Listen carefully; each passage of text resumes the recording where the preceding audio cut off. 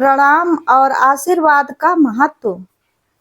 जब हम किसी को प्रणाम करते हैं या उन्हें नमस्कार करते हैं या कोई हमें प्रणाम करता है तो अनायास ही हमारे मुंह से निकलता है, सदा सुखी रहो, खुश रहो।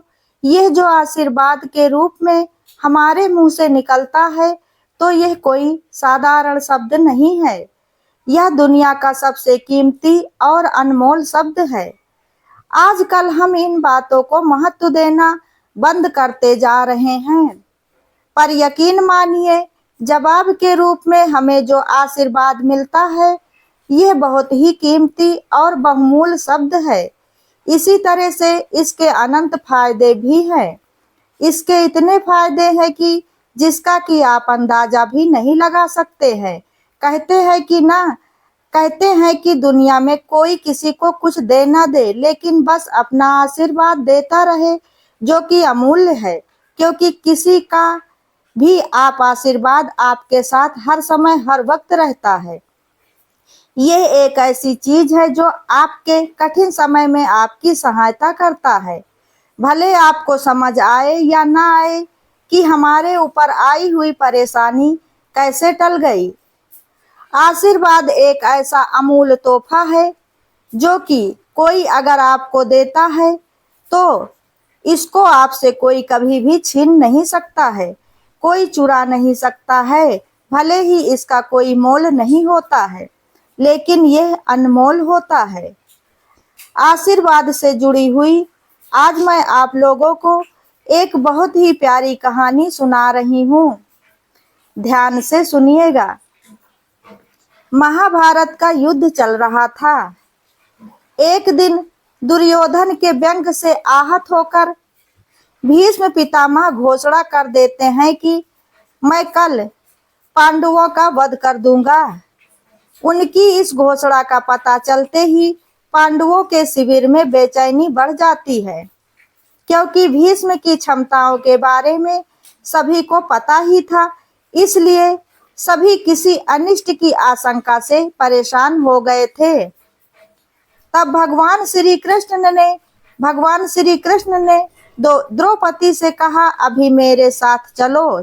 श्री कृष्ण द्रौपदी को लेकर सीधे भीष्म पितामह के शिविर में पहुंच गए। शिविर के बाहर खड़े होकर उन्होंने द्रौपदी से कहा कि अंदर जाकर भीष्म पितामह को प्रणाम करो। द्रौपदी ने अंदर जाकर भीष्म पितामह को प्रणाम किया तो शीघ्र ही भीष्म पितामह के मुंह से द्रौपदी के लिए अखंड सौभाग्यवती भवा का आशीर्वाद निकल गया। फिर उन्होंने द्रौपदी से पूछा कि पुत्री, तुम इतनी रात में अकेली यहाँ कैसे आई हो? क्या तुमको भगवान श्री कृष्ण यहाँ पर लेकर आए हैं? तब द्रौपदी ने कहा कि हाँ, वो कक्ष के बाहर खड़े हैं। तब भीष्म पितामह भी कक्ष से बाहर आ जाते हैं और उन्होंने एक दूसरे को प्रणाम किया। फिर भीष्म पितामह ने कहा, मेरे एक वचन को मेरे ही दूसरे वचन से काट देने का काम सिर्फ और सिर्फ भगवान श्री कृष्ण ही कर सकते हैं। शिविर से वापस लौटते समय भगवान श्री कृष्ण ने द्रौपदी से कहा, तुम्हारे एक बार जाकर भीष्म पितामह को प्रणाम करने से तुम्हारे पतियों को जीवन दान मिल गया है। अगर तुम प्रतिदिन भीष्म पितामह, धृष्टराज, द्रोणाचार्य आदि को प्रणाम करती होती और दुर्योधन, दुशासन आदि की पत्नियां भी पांडवों को प्रणाम करती होती तो शायद इस युद्ध की नौबत ही ना आई होती। अर्थात वर्तमान में भी हमारे घरों में जो इतनी सारी समस्याएं चलती रहती हैं, उनका भी मूल कारण यही है, क्योंकि जाने अनजाने में अक्सर हमसे घर के बड़ों की उपेक्षा हो ही जाती है। यदि घर के बच्चे और बहुएं प्रतिदिन घर के सभी बड़ों को प्रणाम करके उनका आशीर्वाद लें तो शायद किसी भी घर में कभी भी कोई कलेश ना हो।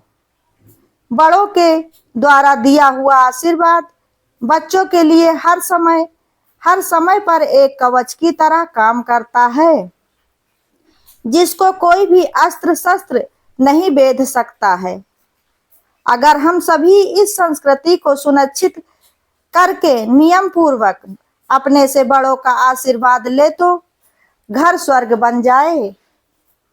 क्योंकि प्रणाम प्रेम है, प्रणाम अनुशासन है, प्रणाम शीतलता है, प्रणाम आदर सिखाता है, प्रणाम सुविचार आते हैं, प्रणाम झुकना सिखाता है, प्रणाम क्रोध मिटाता है, प्रणाम आंसू धो देता है, प्रणाम अहंकार को मिटाता है। प्रणाम हमारी संस्कृति है। जहाँ अहंकार है वहाँ प्रणाम नहीं हो सकता है। प्रणाम तो वही करता है जिसका अंतर्मन शांत और शुद्ध होता है। प्रणाम में ऐसी शक्ति है कि मान लीजिए कि आपकी किसी कारण से लंबे समय से किसी से बातचीत बंद चल रही हो, लेकिन अगर आप उसे सामने से प्रणाम करेंगे तो बदले में वो तुरंत ही आपको आशीर्वाद जरूर देगा और उसका मन आपके लिए तुरंत ही पिघल जाएगा और वह सबको बताएगा कि आज उन्होंने मुझे प्रणाम किया है। हमारे बीच के सभी गिले शिकवे आज से मिट गए हैं। आप माने ना माने, किंतु बहुत ताकत होती है प्रणाम में। दोस्तों, अगर आप लोगों को ये वीडियो पसंद आया हो तो वीडियो को लाइक, शेयर, कमेंट जरूर करें और ऐसी ही ज्ञानवर्धक और धार्मिक जानकारियों एवं कथा कहानियों के लिए चैनल को सब्सक्राइब करें। वीडियो अंत तक देखने के लिए धन्यवाद।